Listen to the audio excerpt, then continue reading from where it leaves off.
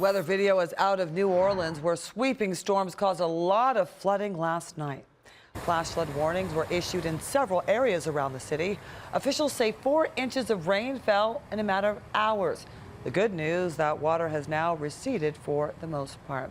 The U.S. Department of Agriculture has declared a natural disaster in parts of North Carolina because of drought conditions. The U.S. Drought Monitor lists several parts of the state extreme or serious drought. With the emergency declaration, farmers who have been hit the hardest will be able to receive disaster